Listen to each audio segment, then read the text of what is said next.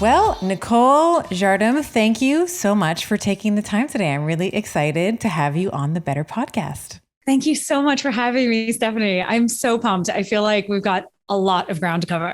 Yes. And we were saying this in the pre-chat, so much alignment in our messages. I was reading your book, Fix Your Period, and even, your style of writing is very similar. And you do such a wonderful job in taking a lot of the complex science and breaking it down into really manageable chunks that are really easy to understand, where you don't need to have letters behind your name in order to kind of get what's going on here. So it's a really wonderfully done book. So congratulations on that. Thank you. When doctors say things like this to me, I'm just like, oh, thank you so much.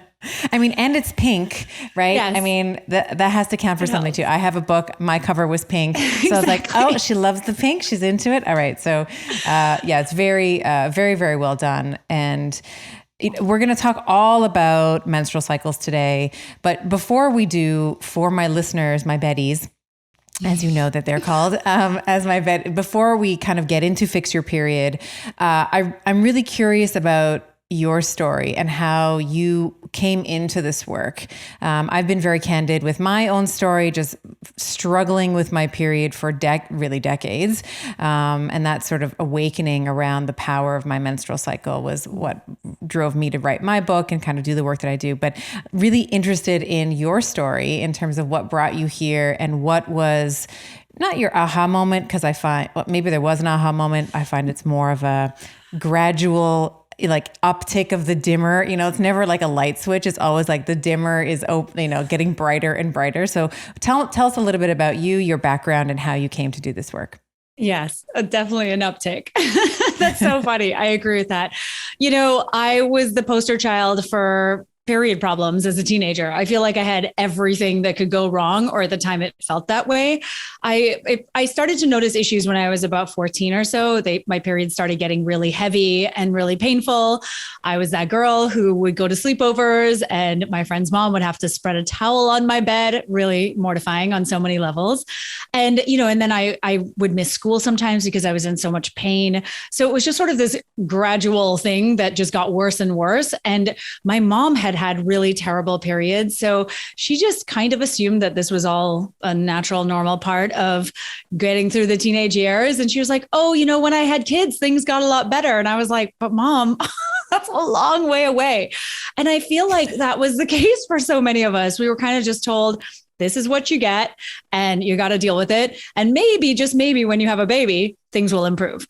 And I just remember thinking, okay, well, I'm guessing resigned myself to this and this is what it is. And then what I started to experience was really irregular cycles. So suddenly these heavy periods and painful periods would come every 3 or 4 months.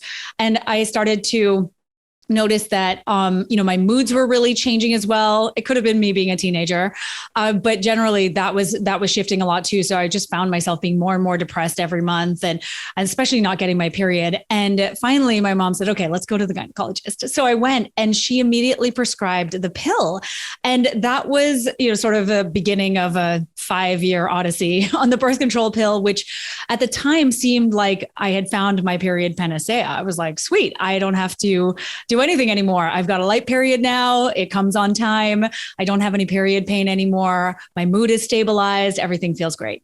And it was within about a year or two, I started to notice what felt like seemingly unrelated symptoms. And no one could really tell me what they were or what was causing them.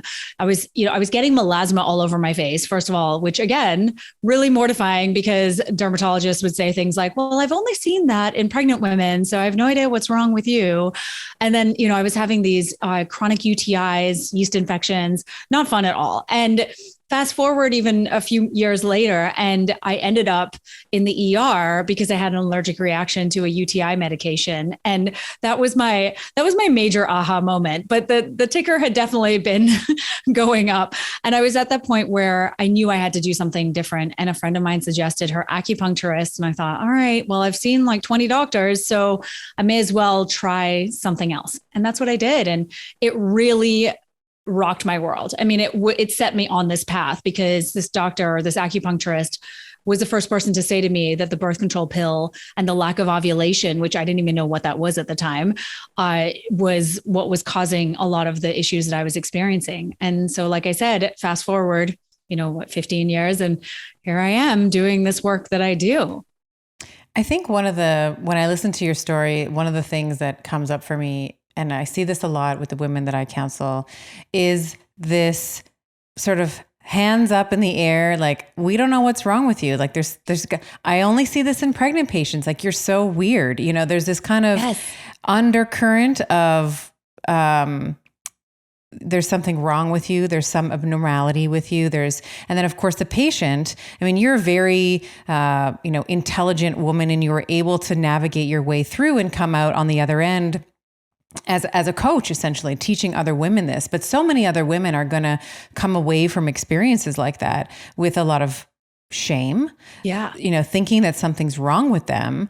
And then of course, it's always it's like the gateway, like, the birth control pill. And we'll talk a little bit about this if we get there, but it's almost like a gateway drug, right? It's like you start for, a young woman in her teenage years, where we actually expect our menstrual cycles to be a little bit irregular anyway. It's just like any new skill. You start riding a bike, you fall off a couple times, scratch your knee. It's the same with menstruating. Like it takes a little while to get that machine, like that smooth, well-oiled machine running. Mm-hmm. But so often teens get this script for the pill. And then other things, like you were saying, you have skin conditions. So they prescribe you some kind of skin condition. And then there's like mood changes, like, well, here's the antidepressant. And then there's cholesterol and lipid change. Well, here's the statin. And then on and on and on. And it sort of snowballs. All the while, the woman's like, God, I just must be built this way. It's just something wrong with me. Right? I know. I think that we have this tendency to do that, to be constantly looking outside of ourselves, first of all, for a solution.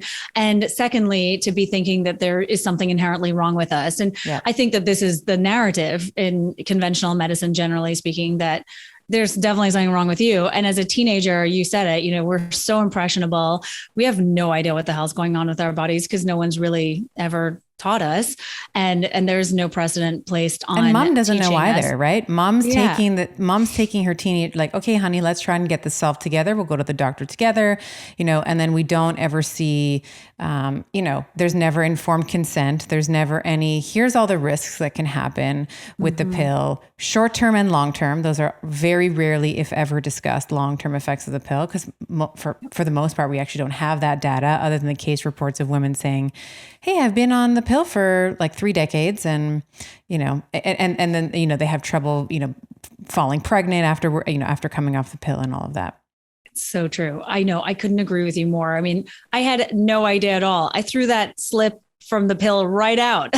Yeah. You're like, get out of the way. Looked at that. Yeah, exactly. Just give me that pill, damn it. Yeah. I never even looked at that stuff. And I would say that I'd probably say over the years, I've informally polled people, and it's probably about 95% of women never looked at any side effects and never really were told about the short or long-term side effects, which again, we don't have a ton of data, but we have enough to know. And we also have women's lived experiences. Absolutely. And to be discounted. Absolutely. Absolutely. Well, thank you for sharing that story. I think, I have a similar story to you in that my period was it always just felt like it was punishment. It was like, well, here it is again. I'm a woman. Here's my monthly here's the curse, here's my punishment for being a woman. Never really understanding what all these symptoms meant. I wrote, in my book, I wrote about like my breasts felt like they were angry at me every month. Like putting on a t-shirt, was really, really uncomfortable. Just the pressure because my breasts felt so tender, and just moodiness and irritability and sleep issues and just like always needing to have 2 pairs of pants with me no matter what. So let's actually dive into, and we're going to set the stage here because as I mentioned, your book is so beautifully written. And as we dive into some of the particulars of it, I want to set the stage for my Betties who are listening around what normal menstruation is, so that we can contrast it with some of the things that we discuss in your book, as well as some of the protocols that you talk about. So give us an overview of the 4 phases of the menstrual cycle and generally what is happening from a hormonal perspective. Now, I know this is a textbook unto itself, but a general overview of what are some of the 4 different phases? What are some of the hormonal considerations that we see in each of these different phases? Yeah, for sure. I love talking about this because I feel as though we don't get this information, generally speaking, as you well know. And so it's always really exciting to just hear all the amazing stuff that's happening in your body on a monthly basis. It's pretty cool, actually. It's really right? Cool. Yeah. We've got these hormonal superpowers going on. And unfortunately, we've sort of been led to believe that they're kind of just a pain, but they're not. They're really incredible. And so when you're thinking about these phases of the cycle, we're talking about menstruation. That is also the follicular phase. I call that the bleeding part of the follicular phase. And then we have the non-bleeding part of the follicular phase. And then we move to ovulation and then the luteal phase. And all of these different phases have different hormonal attributes. And of course, they also bring with them physical and emotional changes that if we're expecting them and we're aware of them, they can really work to our advantage. But a lot of the time we just feel like we're turning into crazy people and there's something wrong with us. And that isn't actually the case. Hayden, my partner, and I, we joke that, I basically have a different personality every week of the month. It's like a good thing in most cases, but it is something to pay attention to when you're thinking about where you're at in your cycle and what to be expecting. And what's amazing is that we've got this ebb and flow of all of these different hormones. We've got FSH and LH coming from the brain. We also have progesterone, we have estrogen, we have testosterone, and even other hormones as well, anti-Müllerian hormone and others. They fluctuate throughout the cycle.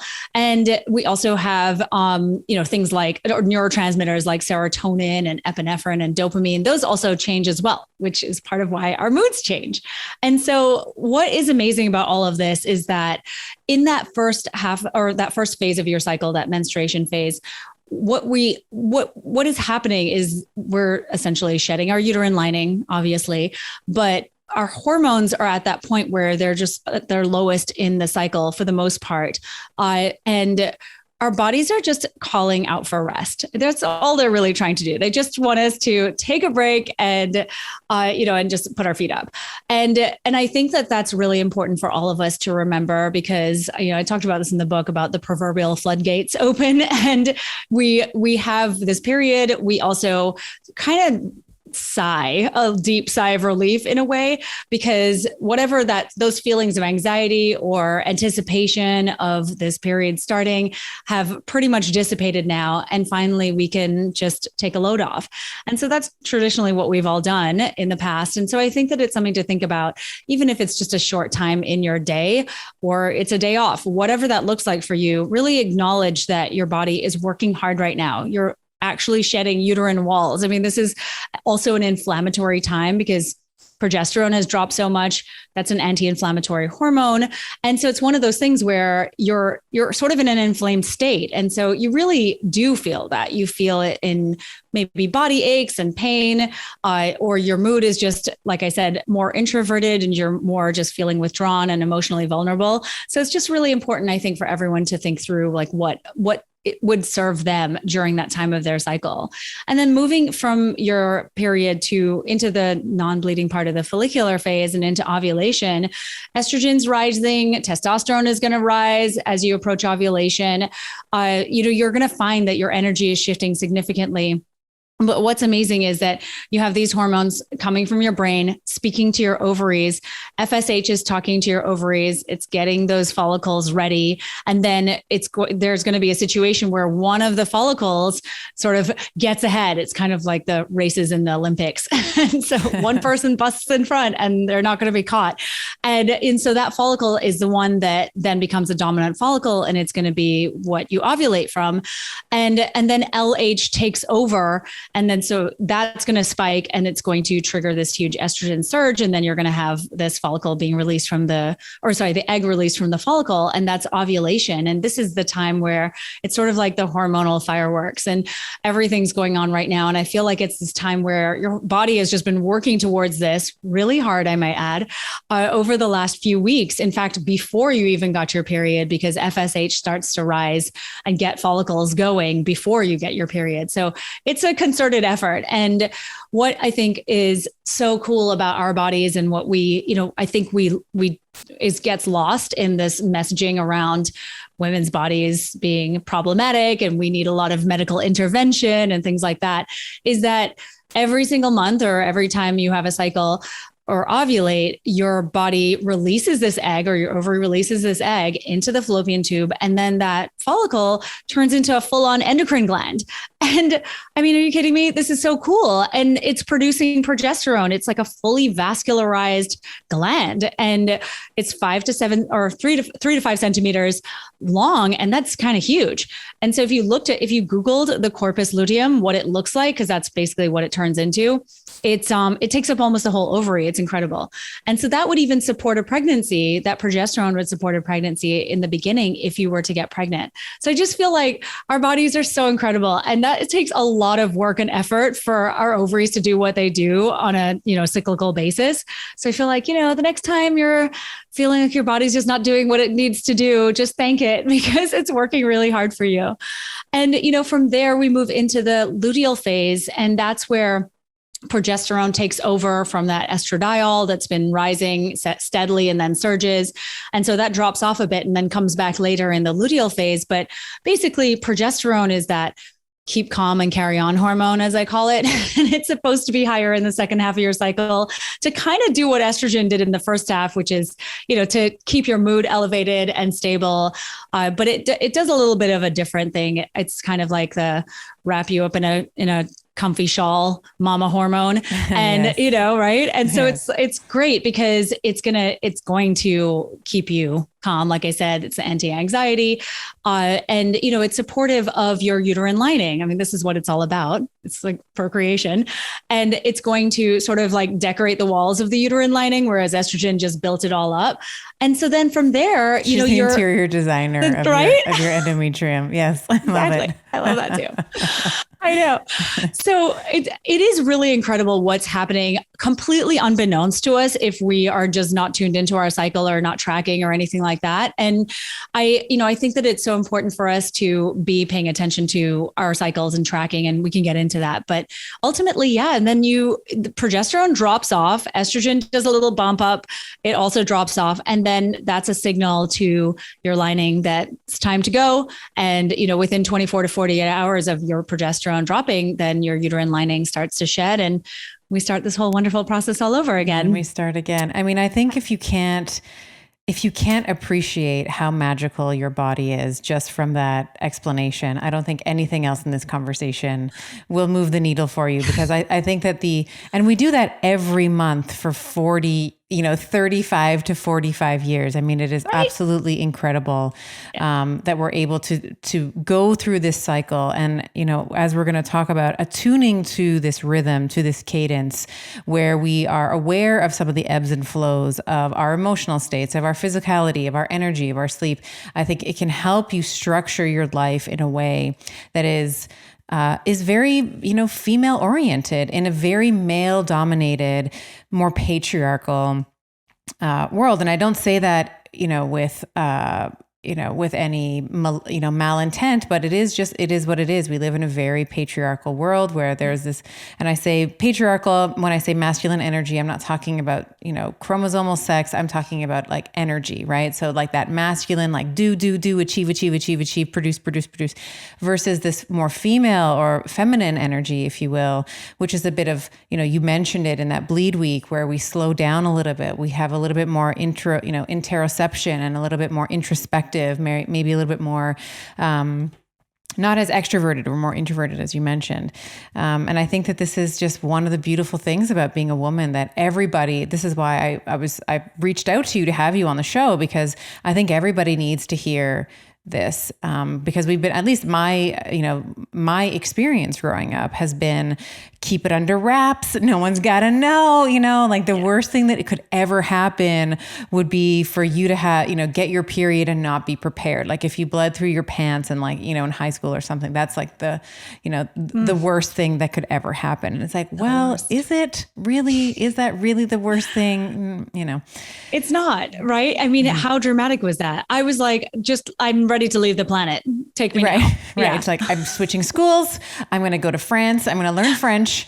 No one will ever know. No one will ever know that this ever happened. Like, how did I think back to that time and I just thought, I can't live this down. And I was in an all girls school too. So yeah, I mean, you know how it is being a teenager. Everything is so dramatic. Good Lord. It's over the top. Let's talk a little bit about blood flow. Let's actually come back to that week 1, that bleed week in the period. And I love that you talk a lot about this on your Instagram. And I thought it was so well done because we all have an N of 1. We all know what our bleed looks like, but we actually have no realm of comparison. We don't know what, scanty might look like, or light or heavy or normal. So can you maybe talk through or give some visuals in terms of what constitutes normal blood flow in a bleed week when you have a period?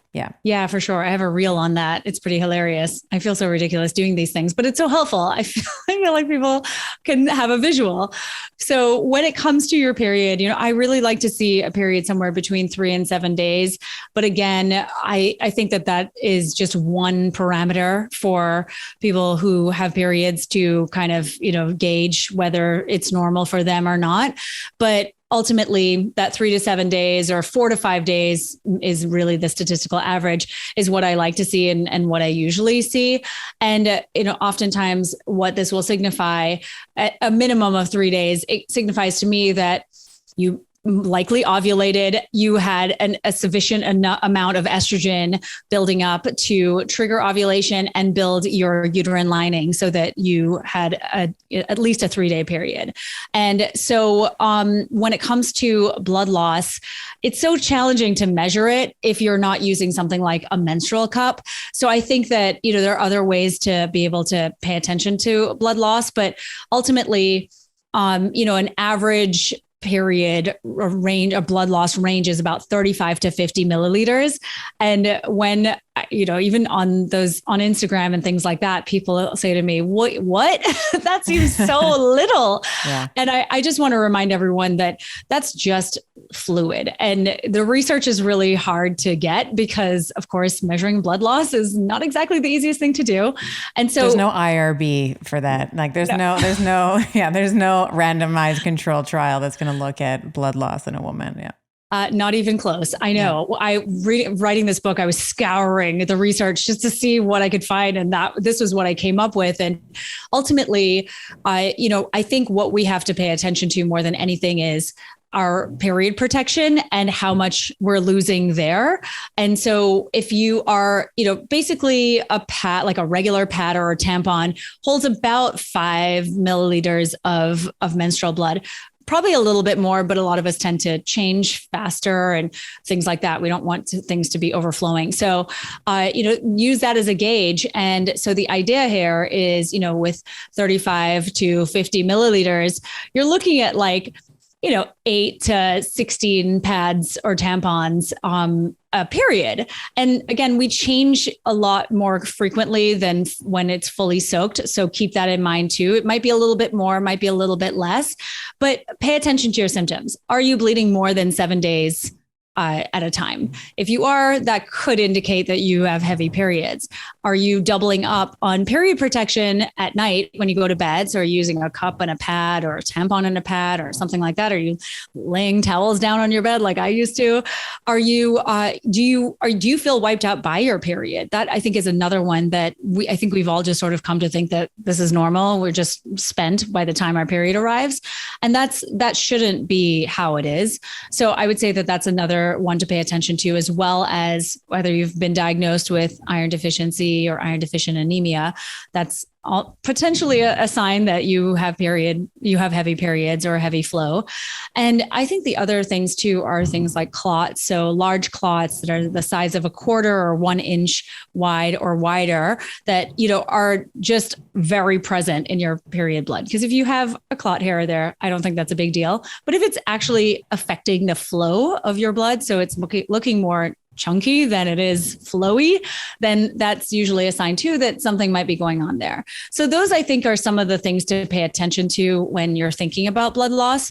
On the flip side of that, this is something that I struggled with for a long time after coming off the pill, was having a period that was too light. So anything less than 25 milliliters. And so that's really just like 5 pads or tampons for your entire period. Over the whole period. Yeah. Yes. Yeah. Mm-hmm. I know some women have said to me, oh, wait, is that a day?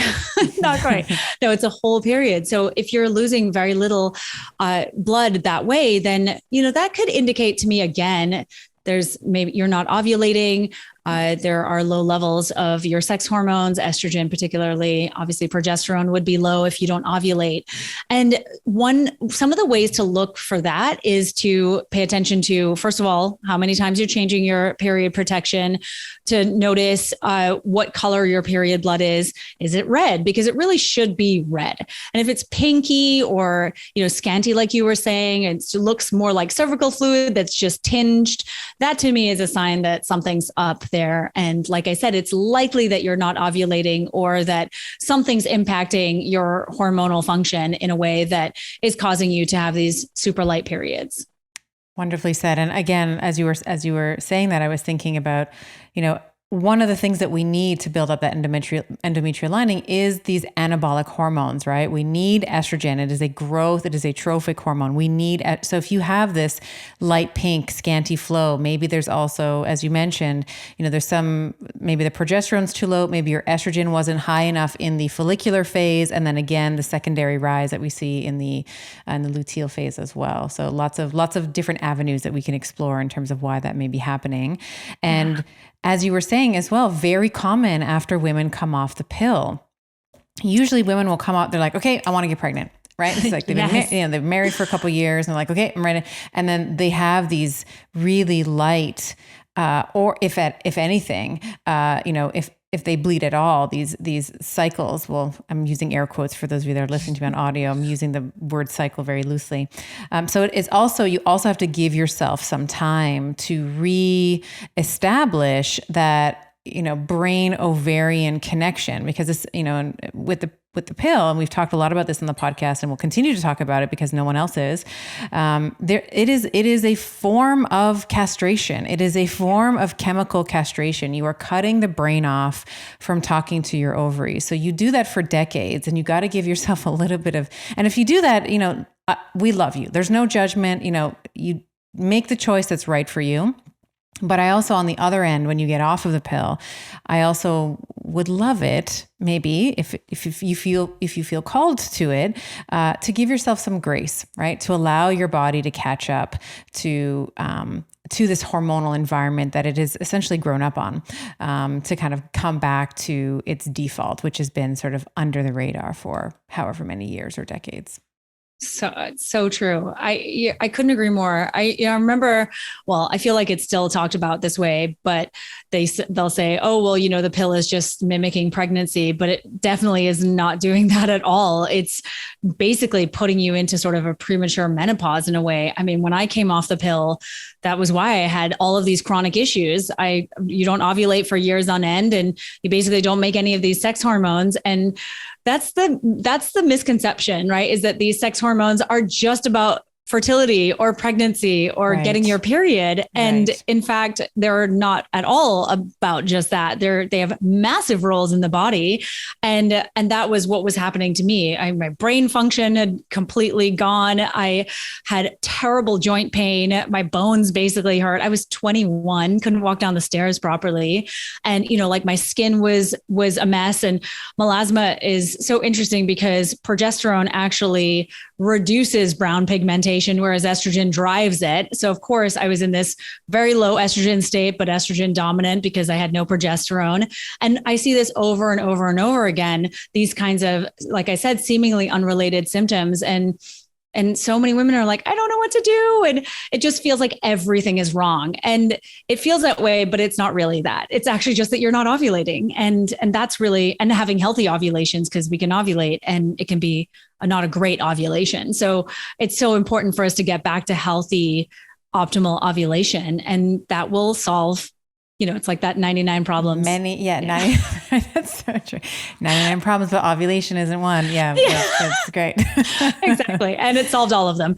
Yes. And it solved all of them. Yeah. That's actually the main point. So this is the other thing that I think a lot of people miss. And I'd love your input on this is, I always call our periods like the popular girl, like she gets all the attention, right? It's like, oh, it's my quality. How long is it? The color, the flow, the clots, this, but we never actually pay attention to ovulation, which is the actual point of the cycle, is to have this follicle release the egg, in anticipation of it being fertilized, irrespective of whether you want that or not. That's the point of this cycle.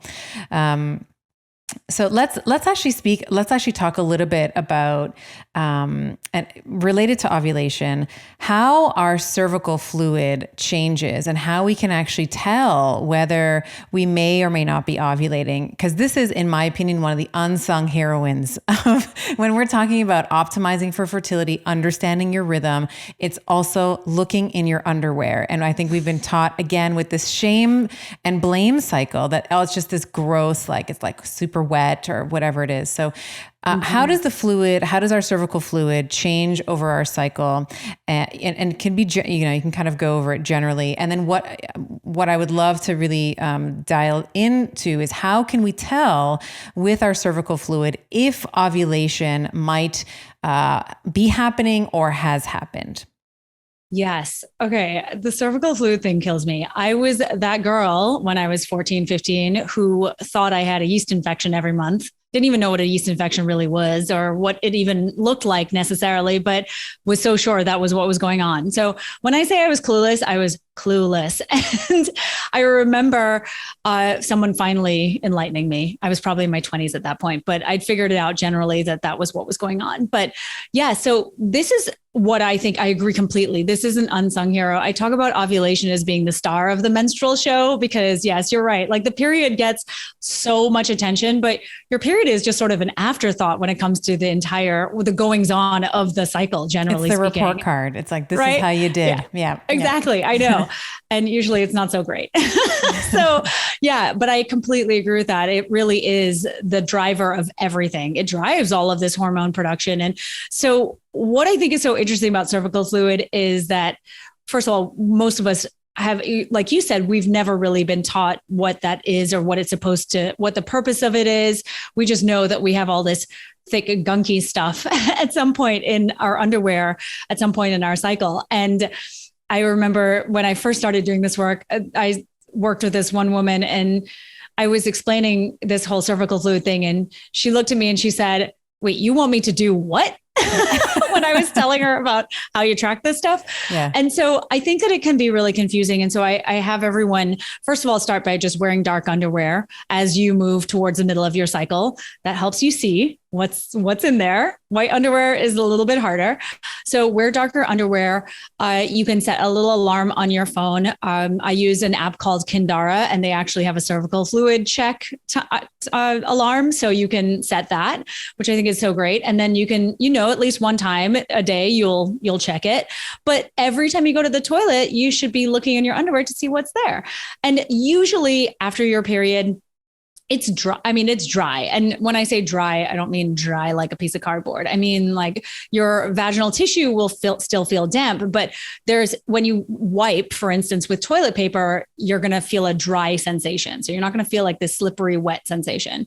And then as estrogen starts to build and it stimulates your cervical crypts, what then happens is those little cervical crypts will start to produce more fluid. And it takes on this wetter, lotiony type consistency when you're first out of your period, like the first 3 to 5 days after, and then it starts to get creamy and even more wet. And then as you approach ovulation, you're really starting to get to the point where you're going to see this, it can be like creamy, lotiony still, but it will take on a slicker sensation. And so it becomes more like egg white or watery and stretchy between your fingers. And, this stuff is amazing. And so basically you will start to see that gradually as you approach ovulation. And then what's interesting is that the corpus luteum, before it turns into a corpus luteum, those cells are luteinized and they actually start to produce progesterone. So you might notice drying up of the cervical fluid even before you ovulate. Progesterone dries up your cervical fluid. So if you notice that, don't freak out. It means that you're probably about to ovulate. And then after ovulation, pretty much the cervical fluid turns into this sticky, tacky type consistency, and then it'll come back a little bit. After estrogen rises again in that second half of your cycle, you're going to see sort of this wetter consistency. It doesn't mean you're fertile again. I swear it doesn't. But it will signify that estrogen's risen a little bit. And, you might have a sex drive that blows in out of nowhere. You never know. It's kind of exciting. So that second half, then you'll see that. And then pretty much after that estrogen drops, it might go back to that non-existent or that sticky, tacky texture. And then you get your period. And so some of us spot like a day or two before our period. So you might notice that. Some of us spot a little bit longer. That's often a sign that progesterone is dropping prematurely. So it's certainly something to look into, especially if as you were saying, you're trying to get pregnant, because we need that progesterone to stay high in order to achieve pregnancy. So that's essentially what's going on. And it's remarkable because there are actual birth control methods that use only cervical fluid to tell you whether you're fertile or not. And it's just an amazing biomarker for vaginal infections, cervical problems, things going on with your reproductive organs that you might not otherwise catch if you're not paying attention to these signs and symptoms. 100%. And I think it's important that the earlier that you can start understanding your cervical fluid cadence, I think the better, because it changes as we age as well, right? So when you get into perimenopause, it may not be as obvious, that sticky egg white, kind of stretchy, it tends to get a little bit less obvious. So I think that however old you are when you're hearing this, hopefully I have teens and I have 40-year-olds and 60-year-old, maybe it doesn't apply so much to our 60-year-old women, but we want to be thinking about learning about this rhythm, because as you were mentioning, we're not taught about it, right? We're just sort of, again, it just sort of happens and we're like, what is this stuff? Like, I don't understand. It's just, ruining another pair of underwear, that kind of thing, rather than it being, as you mentioned, a biomarker. So for us to be able to look at this and be able to make decisions on sexual activity and whether or not if you're trying to get pregnant, what that's going to direct in terms of your behaviors with your partner or otherwise. Yes, I could not agree with you more. I agree. It doesn't totally apply to anyone over, past perimenopause right. and in menopause, right. But everyone else, it definitely applies. And I completely agree. It's so interesting noticing the changes in my 40s now, compared to just 5 years ago. It definitely shifts. And again, that's actually normal. I mean, typically when you're in your 20s and 30s, it's not abnormal to see 3, 4, 5, 6 days, even sometimes, of this really wet consistency, stretchy cervical fluid. Whereas when you're our age, you're looking at more like 2 or 3 days, right. maybe even a little bit less. And that's, right. I think, also dependent too on birth control use as well. I feel like it's important to say that, because if you come off the pill, like we were just talking about, you might not notice this fluid the way we're talking about it. You might actually have to do the internal check method where you put a finger in and you feel around to see if there's any fluid in there. And you might just not see it in the quantities that we're describing, but that usually changes as you start to have more and more healthy ovulations that are more consistent. Well said. Well said. All right, let's talk a little bit about, so in your book, in Fix Your Period, you talk about this hormonal hierarchy. And I was saying to you in the pre-chat, I want to make sure that we go through this, because I think that in many cases, especially with the first, with the base, when we talk about cortisol and insulin, I don't think that people actually really relate stress to our menstrual cycle.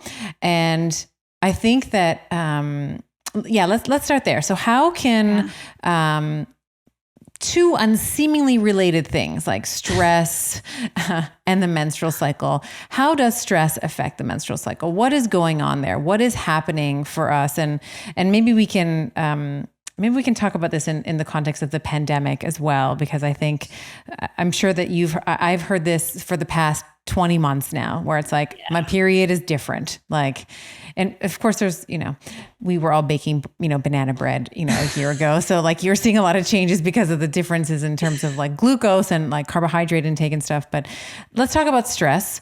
Let's start with stress in the menstrual cycle, and then we can layer on a little bit of pandemic stress as well.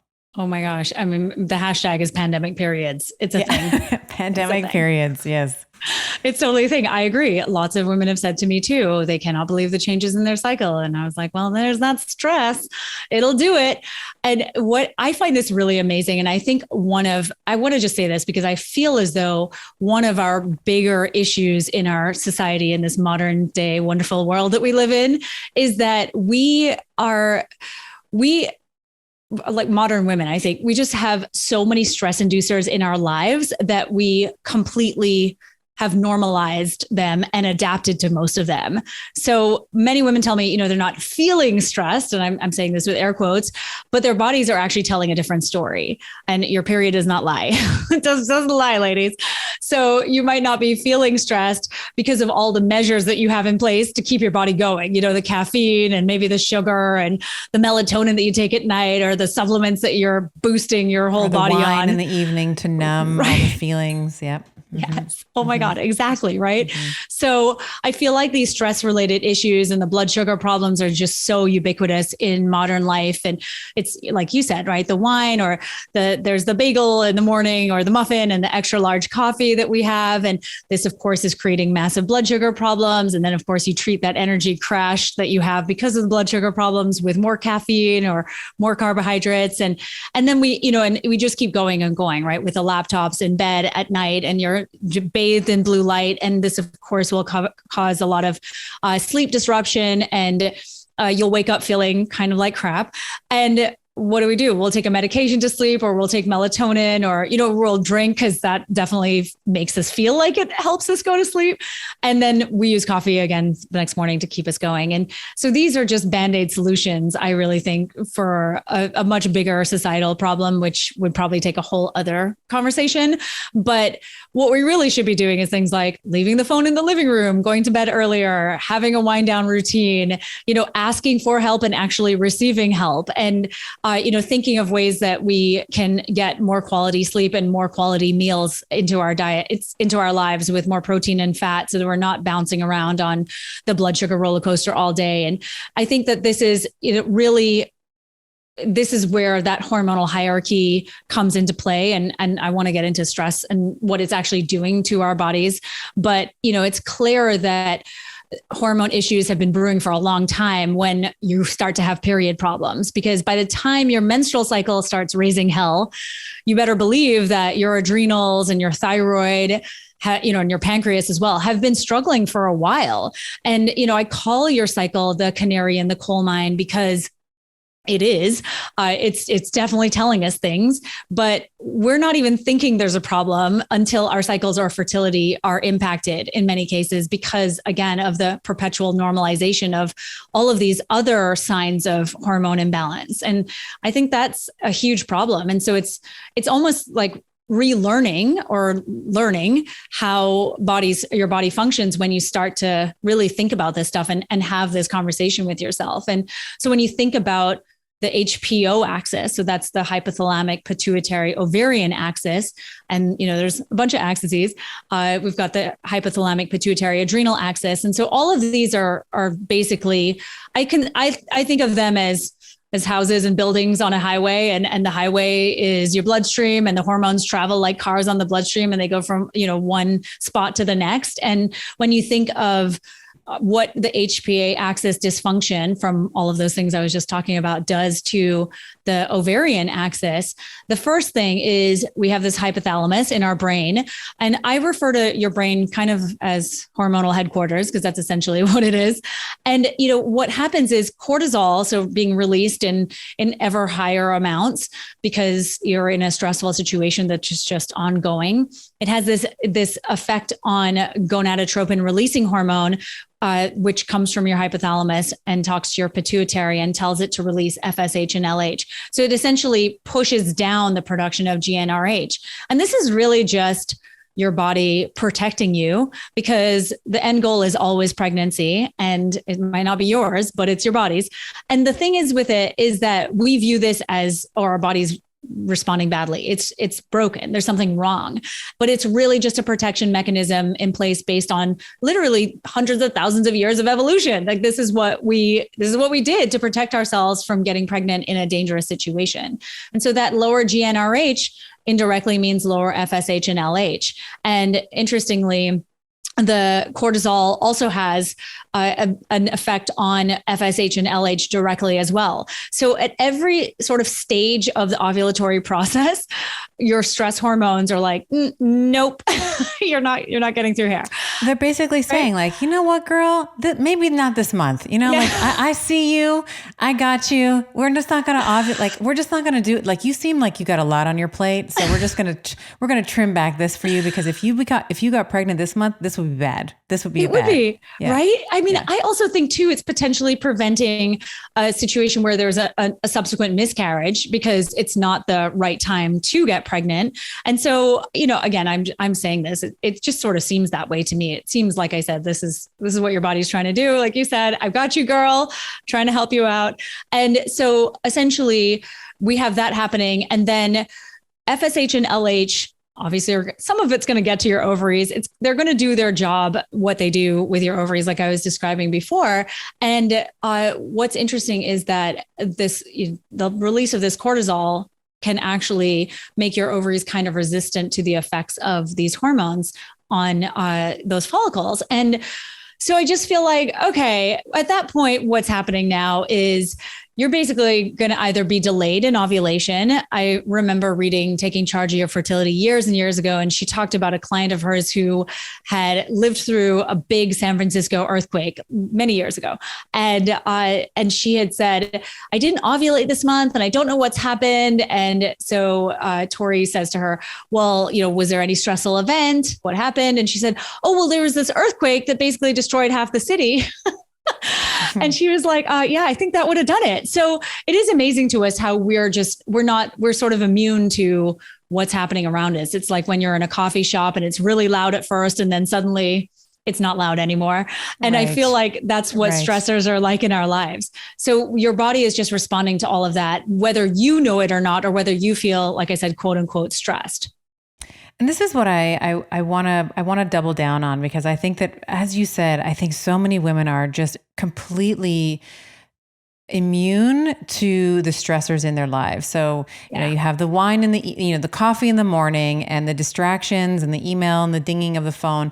And in the evening, we playsate with wine. We watch serial killer, Netflix we binge watch like serial murder mystery, whatever, not thinking that affects our physiology in any way. Oh. And I would love for you, and you did this really beautifully in your book, so I can read out that I just have the page here. But what are some common common symptoms or common presentations of stress that a woman might start to begin to awaken to? And you don't have to read, this is page 201 of her book. So when you pick up Fix Your Period, you can just bookmark page 201. And I'll just share I've noticed for me, when I am stressed, my neck starts to bother me. So I have on the right side, I always know it's like my levator scapula. I always get my I'm usually adjusted, but I know that I need extra support that week. Or my throat will start tickling. I'll start to, all the opportunistic, whether it's a bacteria or virus or some pathogen that we all have in our bodies at all times. Your just immune system kind of keeps it in check. But if I've been running myself into the ground, those opportunistic pathogens will start to kind of begin to try and take over. And I'll notice swallowing is a little bit more, painful. I wouldn't call it painful, but I noticed, I'm like, oh, I have tension in my throat. I bet I need to sleep a little longer. I need to maybe push this deadline out a little bit longer. So those are kind of my two big warning signs. It's like neck pain and throat scratchiness or itchiness. What are some other more general, maybe some signs and symptoms that a woman may be running herself into the ground, or that she's stressed? And I don't mean you stress. I don't mean soreness after exercise, because that is a hormetic stress. I mean, the chronic low grade kind.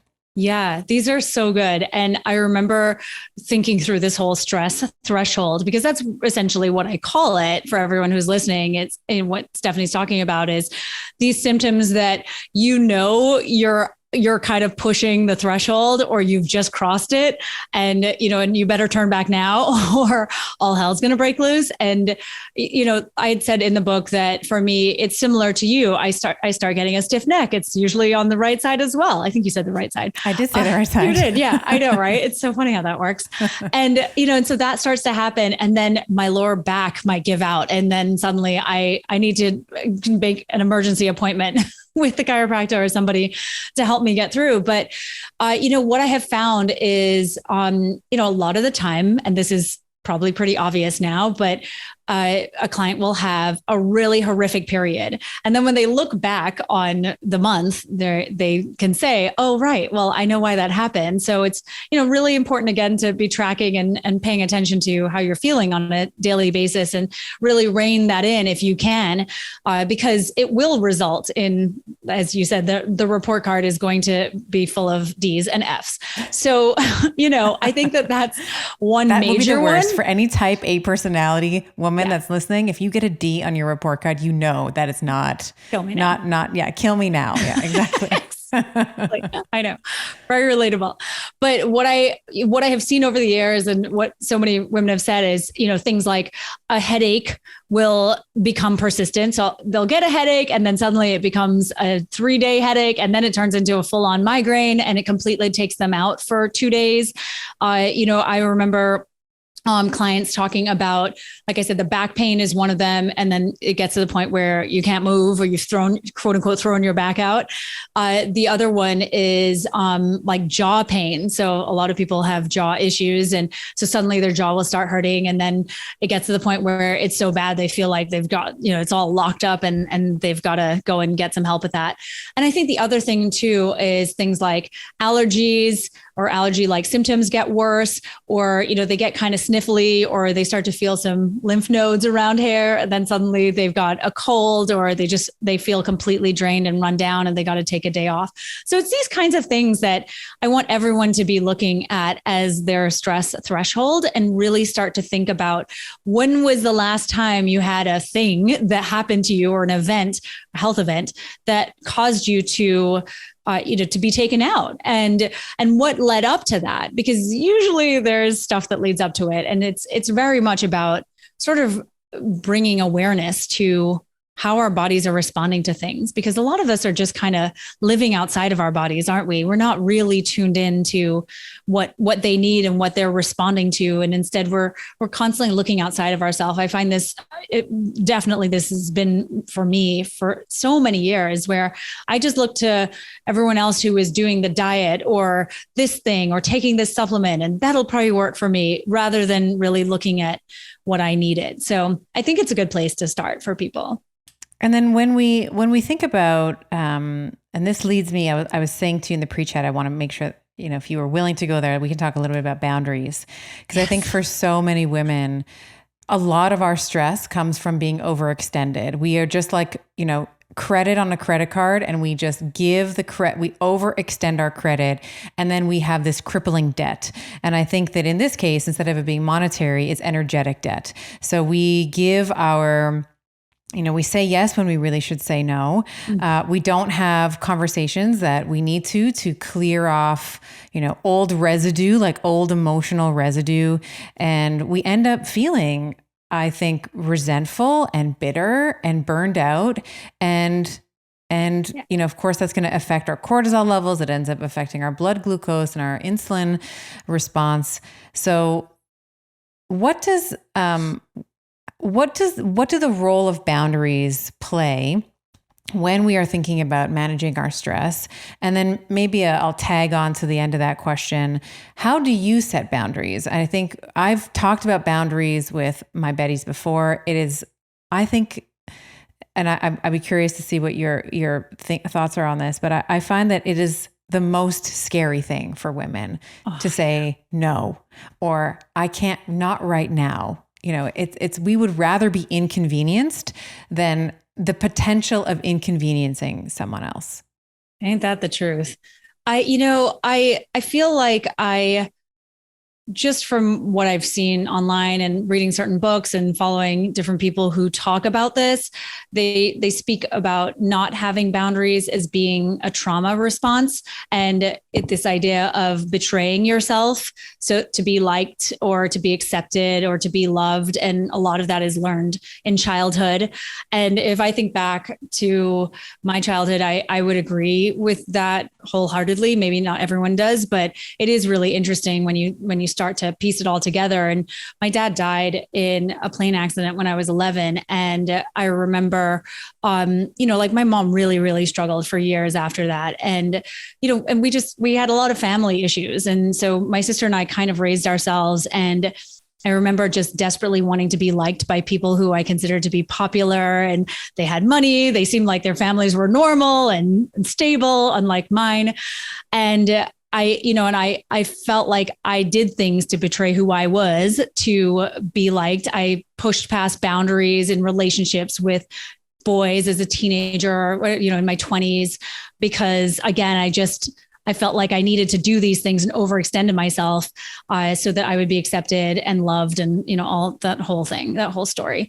And so I think that, it takes I don't think that we're getting this kind of education at all unless we're being raised by people who are super aware of the fact that you have to be able to have a boundary around certain behaviors that are acceptable and, actions that people take, things like that. And yeah, it's interesting because I only see it now with my friends who have kids who are, they're very aware of all of this and this mental and emotional work that goes into raising kids who are emotionally healthy and stable and know when to say no and things like that. But I don't think in our parents' generation that existed at all. I don't know anyone who has an understanding of this from a young age and was able to make these decisions.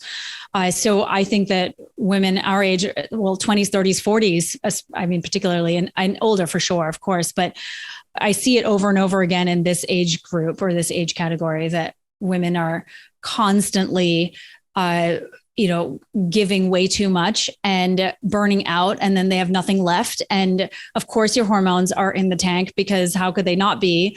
And I just feel like it's just a trauma response to me. I just keep thinking that, because how can you keep doing that? It's not sustainable at all. And yet almost everyone I talk to is like, but I'm too busy to do this program or to take care of my health. And I'm like, well, what are you too busy doing exactly?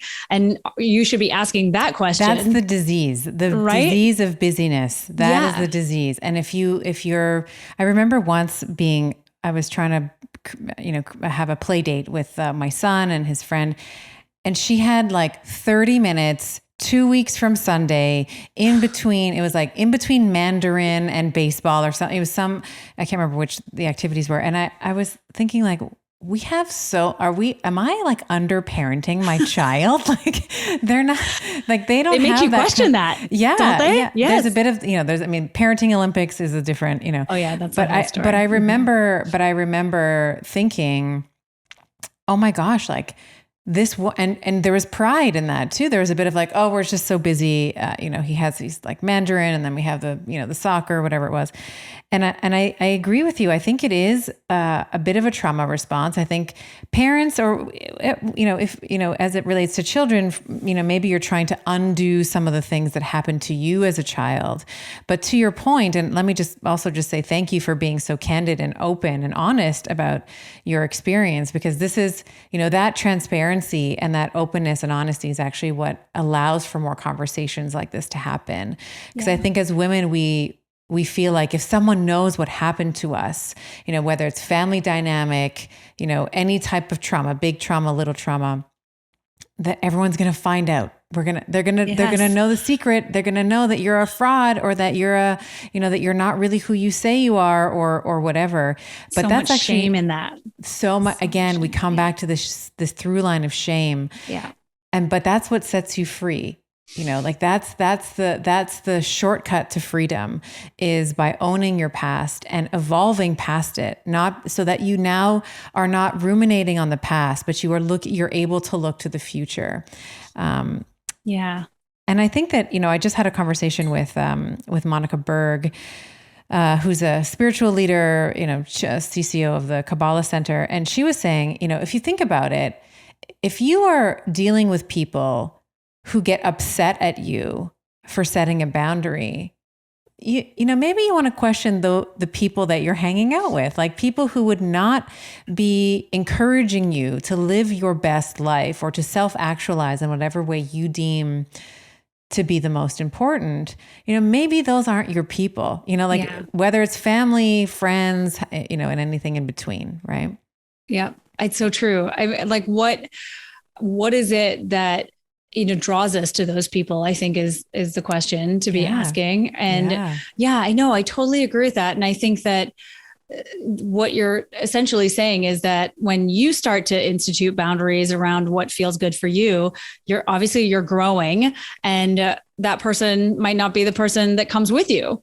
And I've also had a situation like that happen in the last year and a half, where two friends are no longer my friends, and they've been friends for a really long time with me. So it has been a really huge challenge, but knowing that I couldn't keep going doing what we were doing. And this is very difficult. I feel like when you have family members or people who've been in your life for many years, they're part of the fabric of your life. I mean, cutting them off or reducing the time you spend with them almost feels more difficult than just putting up with the BS. Yeah, it feels like death. It feels like a death of a part of you, an older part of you. Yes. But that which holds you back, right? That's the thing that's holding you back from sort of moving forward. So, true. There's a lot there with boundaries. I think that the more we start to set them, this is how we start to also establish self-trust and self-agency, and say, okay, this is actually what I need right now. And then we can begin to, and then this is moving into we're going to bring it back to hormones, but this is where we, we're moving into like reparenting territory. Like when you give yourself what you need, maybe what you didn't receive as a child, the love, the attention, the stability, all of those things. This is where we can actually become whole. And then your hormones, of course, are going to love you right back, because your hormones, as we've been saying, it's the report card. It's like how you're doing. Yeah. So we can talk about this in the terms of like, blood glucose and insulin, but also your emotional well-being as well. Like it's all, there's no difference between the two.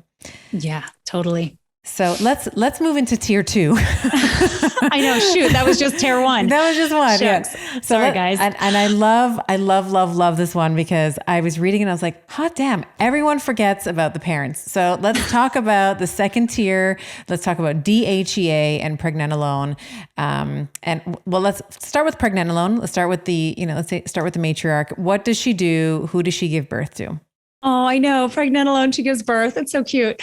Yeah. The mother hormone. So like everyone you'll see in the book, and obviously, that the hierarchy is that cortisol and insulin are at the top. They're the queen bee hormones, and they really dictate so much. And like we were talking about, it's nice in that that a lot of the problems are just from one root cause, and it's usually the stressors in our lives and then the blood sugar dysregulation. So if you get those mostly under control, things will start to improve significantly. And with Pregnenolone, I wrote about this because I feel like Pregnenolone is another unsung hero, responsible for basically the production of all of these hormones. It's a precursor to everything, essentially. And yet nobody even knows that it exists. And people have said that to me all the time. What's Pregnenolone? Is that progesterone? And so I feel so bad for poor Pregnenolone. But yeah, but no one knows it exists. But it's incredible because it's a precursor to all of these hormones. And it also does a bunch of other things as well. It's really supportive of our mood and our energy and motivation. It's also really helpful for, other things going on with our brain function as well. Like I said, depression, anxiety, all of these kinds of symptoms that relate to our mental health are soothed by Pregnenolone. It's supportive of sleep. And like I said, PMS symptoms typically are not going to be a problem if you have a decent amount of pregnenolone. I think with pregnenolone, what is so good is that, when we start to, like I said, get our cortisol and our stress hormones under control, usually pregnenolone starts to sort itself out. And it really, I don't feel like, from my experience, it becomes a problem until later on, like when you're in your 40s for the most part. Like in your 20s and 30s, you're usually all good. With pregnenolone, what I think is important to remember is that we don't need to supplement with it, because I think that a lot of people think, oh, pregnenolone, amazing. It's the hormone that's going to make all of my other hormones. Great. I'll just take some of that. But it doesn't really work like that for everyone who's questioning whether they should take something like that or DHEA. It isn't a hormone that you just take and then hope for the best, because there are lots of different hormone pathways. And depending on your genetics and what's going on in your life, you might make more of one hormone and not another. So it's really important to just keep that in mind and like work from the top down. So not be supplementing with something like pregnenolone. Well said. Well said. You can't, I mean, this is like, what's the top? Can I take what's the top? Can I take like brain supplement and then like get everything from there? Like, is everything going to be okay if I just take pregnenolone to, will my progesterone go up? Will my cortisol regulate? No, as you said, there's genetic pathways. There's the epigenetics of how you are marinating those genes in your everyday life. That's going to direct certain pathways, certain preferences in those pathways as well. And so true. Yeah, let's talk briefly about DHEA as well. Again, I like how you call DHEA a bonus parent. Is that what you called it? Yeah, yes. Bonus parent. Yeah, what does DHEA do? I know I called it the bonus parent because, it comes from pregnenolone, but then it does other things. So it's responsible for testosterone and estrogen. DHEA, I called it in the book, the fountain of youth hormone, because that's essentially what it is. It's so great in your teens and 20s and early 30s. And then it starts to go down, sadly. And also it has a bit of a seesaw relationship with cortisol, because they both come from the adrenal glands. And, DHEA sort of, if you have enough DHEA, it sort of reins in the effects of cortisol. So it's important to think about DHEA as well. And again, we don't really hear about these hormones. DHEA, I think that a lot of people tend to supplement it with it during or when they're trying to get pregnant.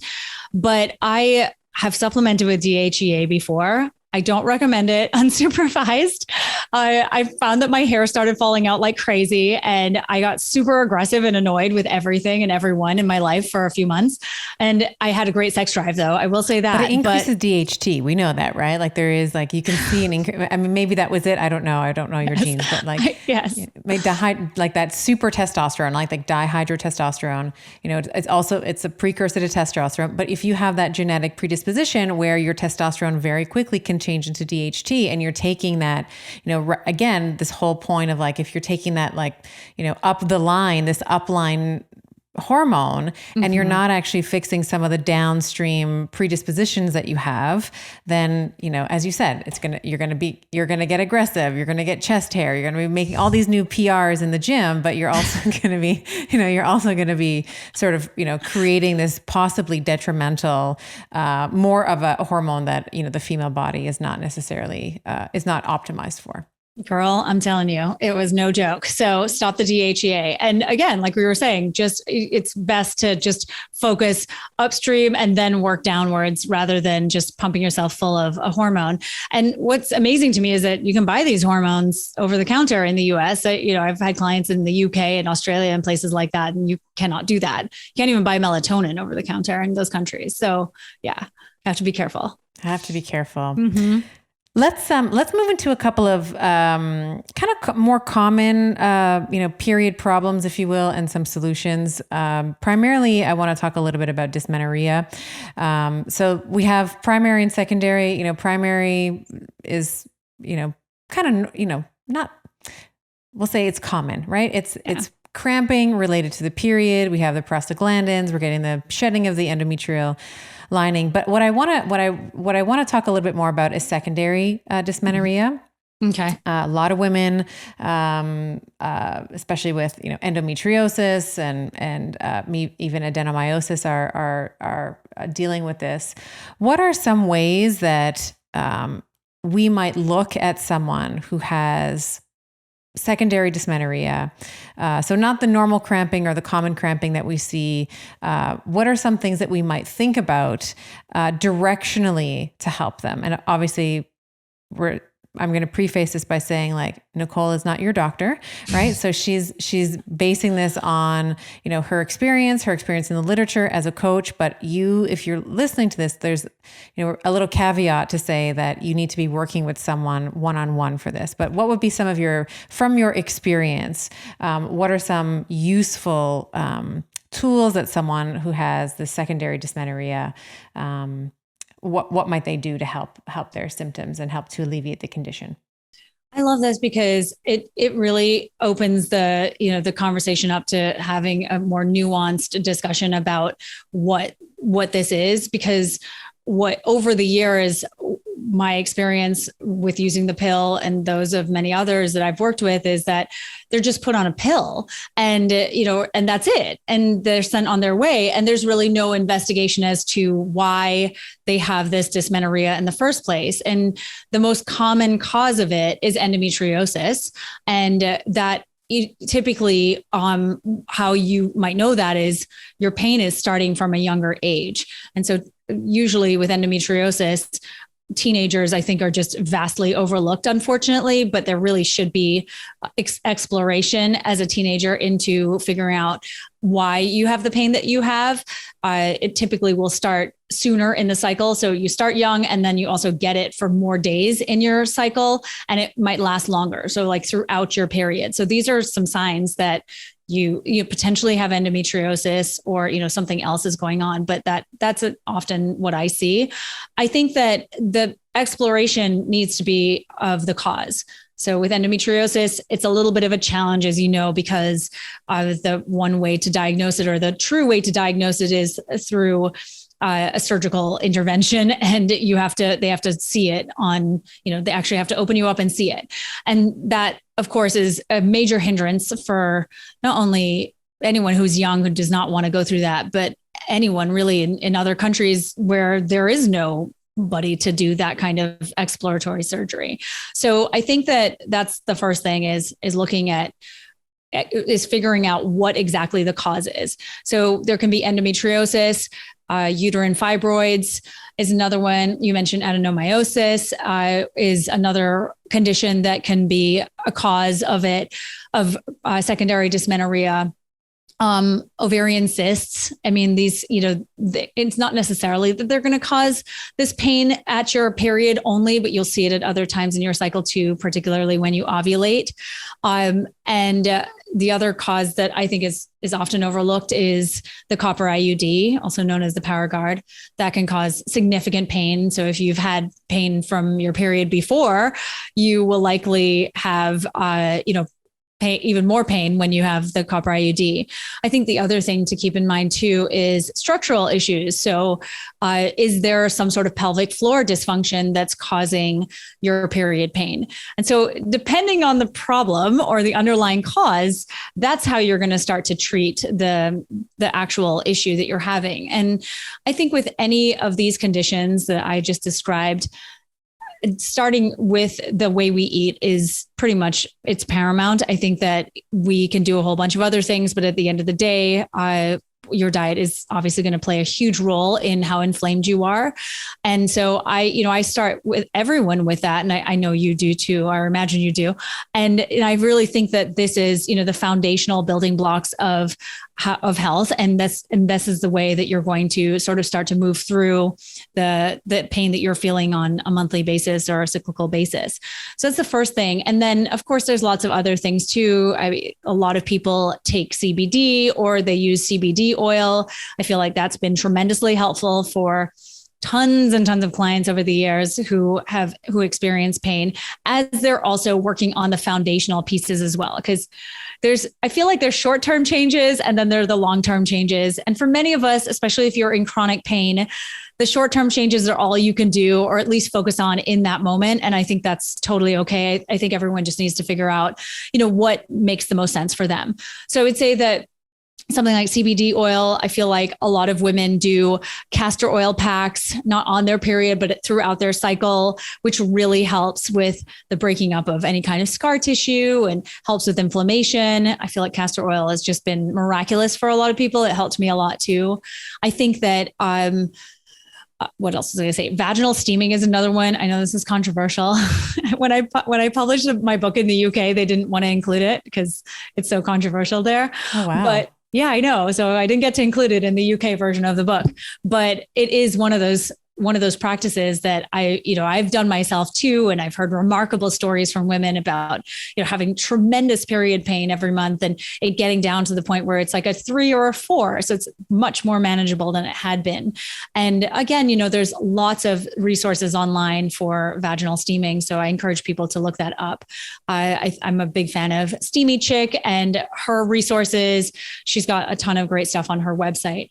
And then there are other things, of course, too, like bringing in more fish oil into your diet. So supplementing with a higher dose of fish oil, removing those omega-6 fatty acids, the industrial seed oils. I think that this is something that's grossly overlooked in our society because a lot of us go out to restaurants and we eat and we don't even really think about the oil that our food is being cooked in. But I feel like this was very apparent last year during the pandemic when I had a lot of women saying to me, well, I'm not eating out anymore and my period pain has dropped dramatically. I was like, yeah, that sounds about right. Mm-hmm. And so when I talk about these seed oils, we're talking about the peanut oil and the canola oil and the, what else? A whole bunch of different sunflower oil. And exactly. And safflower. Yeah. Right. Yeah. Exactly. And so these are, nature doesn't make inflammatory oils. It's just that we have processed them to the point where they are. Do. Yeah. Humans right? do. I know we really do. It's a joke.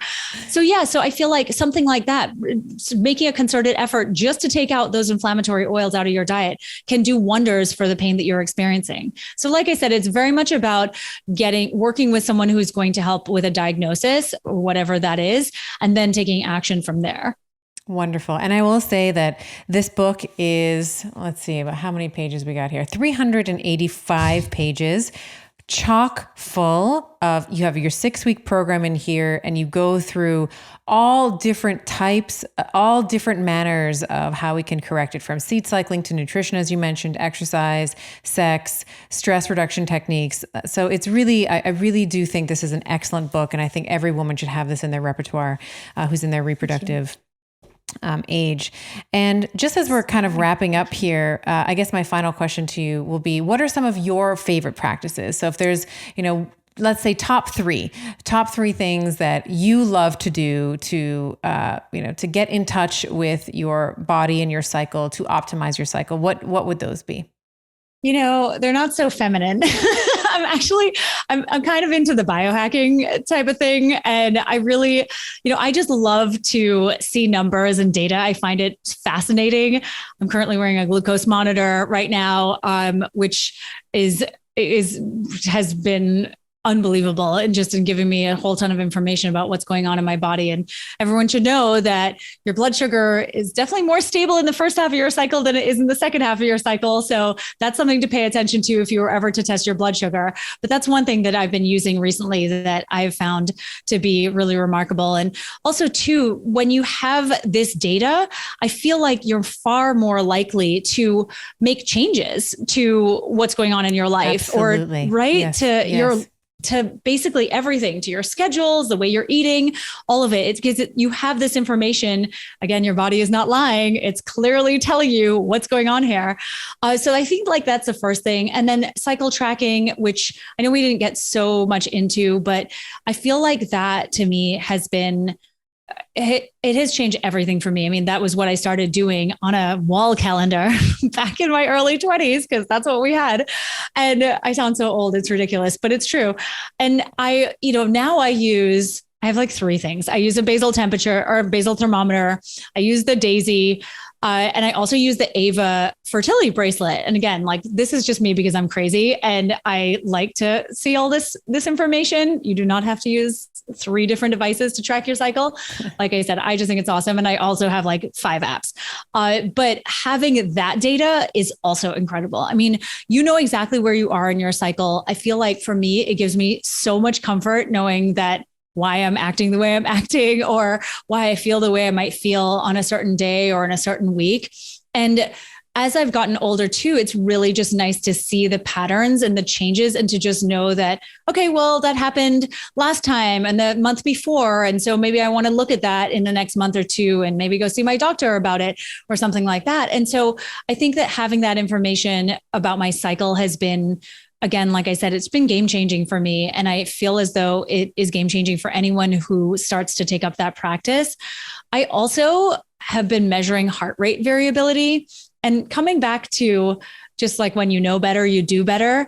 And coming back to the whole stress conundrum that we all are in right now, I think that knowing heart rate variability, it's measured on my Ava fertility bracelet. So you can use one of those or an Aura ring, or Garmin has a couple of different devices that measure HRV. And so it's the difference in time between consecutive heartbeats, essentially. And it is dictated by your parasympathetic nervous system and then your nervous system or your sympathetic nervous system.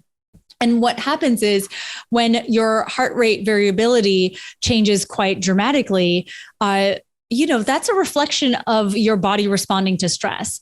And when you have, again, like when you have that information, at least when I have that information, I'm like, okay, I have to do better now. And I'm able to, I'm really able to see that and take a step back and take care of myself. And so all of this data on blood sugar and my cycle and my cervical fluid and my period and heart rate variability, which is my stress, or at least my body's response to stress, has really helped me to live a life that feels not like what it was before. Because before I was just sort of in survival mode, pretty much going from one thing to the next. And so I think that if you wanted to try something like this, I would certainly start with cycle tracking if that's not something you're doing already, and just paying attention to what's normal for you and what's not, because that's really what it comes down to, right? It's like, what is our normal? And if there are fluctuations from that normal, then you can start to pay attention and maybe make changes based on that. Wonderful. I agree with all of those. I love all of those as well. I have an Aura. I track my HRV, and I have apps that I track my cycle in. So I'm, like you, able to respond appropriately to my internal environment so that, and I can control my external environment based on that. Yeah. So where can people find you? So I will put the links in the show notes for the book, Fix Your Period, 6 Weeks to Banish Bloating, Conquer Cramps, Manage Moodiness, and Ignite Lasting Hormonal Balance.